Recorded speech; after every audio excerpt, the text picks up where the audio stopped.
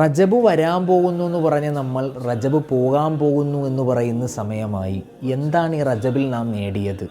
റജബ് എന്ന് പറയുമ്പോൾ തയ്യാറെടുപ്പ് നടത്തുക എന്നൊരർത്ഥമുണ്ട്. ശഅബാനിലേക്ക് കടക്കുമ്പോൾ ഹൃദയമൊന്ന് ശുദ്ധിയാക്കണം, അതിനുവേണ്ടിയുള്ള തയ്യാറെടുപ്പ് നടത്തണം എന്നാണ് ഞാൻ പറയുന്നത്. പ്രിയപ്പെട്ടവരെ, ഒരു മനുഷ്യൻ കുയിലിൻ്റെ അടുത്ത് ചെന്ന് പറഞ്ഞു, നിന്നിൽ ഈ കറുപ്പില്ലായിരുന്നെങ്കിൽ എന്തു ഭംഗിയായിരുന്നു. ആ മനുഷ്യൻ തന്നെ സമുദ്രത്തിനോട് പറഞ്ഞു, നിന്നിൽ ഈ ഉപ്പ് രസമില്ലായിരുന്നെങ്കിൽ എന്ത് രസമായിരുന്നു.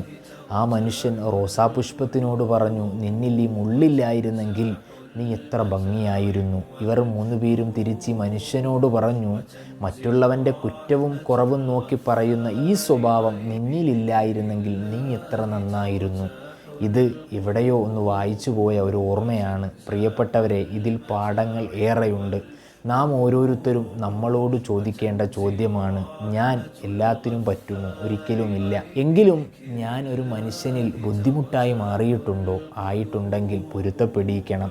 നല്ലൊരു ജീവിതം പാകപ്പെടുത്തണം. റജബ് കടക്കുന്നതിന് മുമ്പ് നല്ല ഹൃദയശുദ്ധിയോടെ ശഅബാനെ വരവേൽക്കാം. ഇൻഷാ അല്ലാഹ് നിങ്ങളൊക്കെ ദുആ ചെയ്യണം. വീണ്ടും കാണാം.